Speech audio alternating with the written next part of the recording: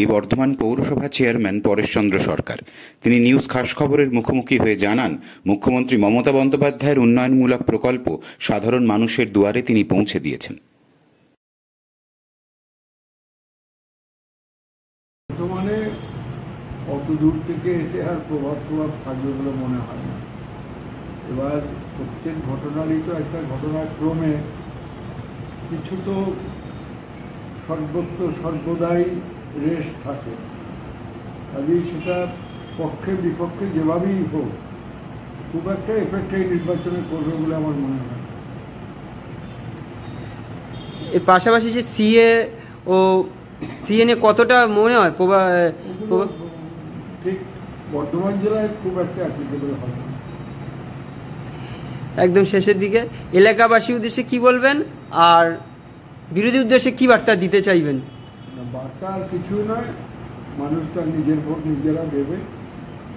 এটা সমগ্র দেশের ভোট, লোকসভার ভোট। আইনসভায় আইন প্রণয়ন করবার যে কক্ষ সেটাই তো লোকসভা, কাজে যোগ্য মানুষেরা যাচ্ছেন, মানুষ দেখে শুনেই ভোট দেবে। গতকালই মমতা ব্যানার্জি এসেছিলেন বর্তমানে জনজোয়ার তৈরি করে মানুষের আশীর্বাদ সমর্থন তিনি তৃণমূল প্রার্থী তৃণমূলের দলের জন্য এনে দিয়েছেন। আমরা মনে করি এবারকার নির্বাচন মানুষের আশীর্বাদে আমাদের পক্ষেই। এবার ইস্যুগুলো কি কি তুলে ধরছেন, মানে বর্ধমানে মানুষ যেগুলো প্রকল্পগুলো মমতা ব্যানার্জি মানুষের জন্য কল্যাণমুখী যে প্রকল্প সোলন তিনি এনেছেন একটার পর একটা, প্রত্যেকটা বাড়িতে কোনো না কোনো প্রকল্পের সুবিধা প্রত্যেকটা পরিবার সেটা ভোগ করেছে বেনিফিশিয়ারি হিসেবে।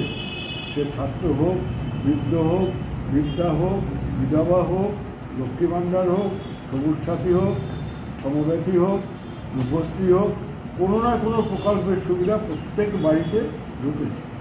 স্বাভাবিক ভাবি সমগ্র বাংলায় মা লক্ষ্মীরা সহ যেহেতু সব শ্রেণীর মানুষ উপকৃত, নিঃসন্দেহে সেটা ভোটে তার একটা বিরাট প্রভাব পড়বে, এটা আমার বিশ্বাস।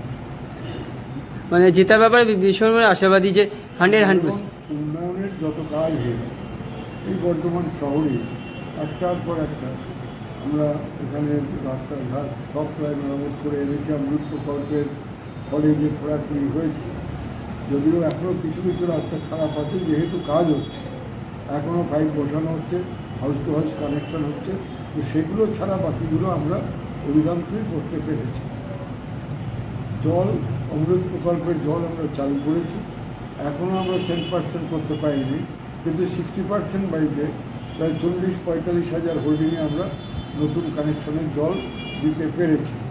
তা এই তীব্র জলকষ্টের সময়, তীব্র দাবদাহের মধ্যে ওই জলটা দিয়ে মানুষের একটা কল্যাণ আমরা করতে পেরেছি।